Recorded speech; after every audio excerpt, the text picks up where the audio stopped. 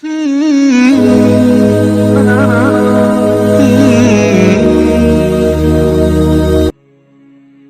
اللہ الرحمن الرحیم۔ دہلی کے سلطان شمس الدین التمش کا ایک غلام تھا جس کا نام محمد تھا، تو وہ اپنے غلام کو اس کے نام سے پکارا کرتے تھے، یعنی کہ محمد کہہ کر پکارا کرتے تھے۔ ایک دن سلطان شمس الدین التمش نے اپنے غلام کو اس کے اصل نام سے نہیں پکارا بلکہ کسی اور نام سے پکارا، تو غلام خوف سے کانپ اٹھا اور وہ ڈر گیا کہ پتہ نہیں آج مجھ سے کون سی غلطی ہو گئی کہ آج میرے آقا نے مجھے نام لے کر نہیں پکارا۔ تو اس نے سلطان شمس الدین التمش سے پوچھا کہ آقا، مجھ سے کون سی غلطی سرزد ہوئی ہے، میں نے کون سا گناہ کیا ہے کہ آج آپ نے میرا نام نہیں لیا بلکہ کسی اور نام سے پکارا۔ سلطان شمس الدین التمش نے کیا ہی خوبصورت جواب دیا۔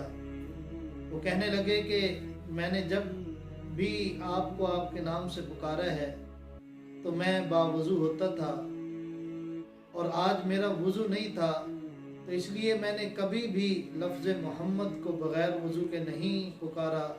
تو آج میرا وضو نہیں تھا تو آج میں کیسے لفظ محمد کو بغیر وضو کے پکار سکتا تھا؟ تو اس عمل کی برکت کی وجہ سے سلطان شمس الدین التمش کو کیا انعام ملا؟ وقت کے ولی اللہ خواجہ بختیار کاکی رحمت اللہ علیہ کے نماز جنازہ میں ہزاروں لوگ شریک ہیں، لاکھوں لوگ شریک ہیں، لیکن جنازہ کی امامت کروانے والے یہی سلطان شمس الدین التمش تھے۔ اور سلطان شمس الدین التمش حضرت خواجہ بختیار کاکی رحمت اللہ علیہ کی 4 وصیتوں پر، 4 شرطوں پر پورا اترنے والے تھے۔ تو ہم بھی اگر اس عمل کو اپنا لیں کہ ہم جب بھی نبی کریم صلی اللہ علیہ وسلم کا نام نامی اسم گرامی لیں اور جب بھی کوئی ذکر اذکار کریں تو ہم باوضو ہو کر کریں، اس کا عملی طور پر یہ فائدہ ہوگا کہ اس عمل کی تاثیر بھی بڑھے گی اور اس کے اثرات بھی زیادہ مرتب ہوں گے۔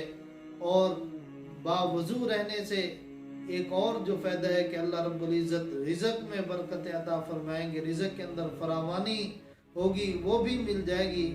تو ایک عمل سے کتنی ہی نعمتیں اللہ رب العزت عطا فرما دیتے ہیں۔ تو اس لیے ہمیں چاہیے کہ ہم بھی ہر وقت باوضو رہیں، اور جب بھی اللہ اور اس کے رسول کا نام لیں تو ہم باوضو ہو کر لیں، تاکہ ہم اللہ رب العزت کی رحمتیں اور نعمتیں سمیٹ سکیں۔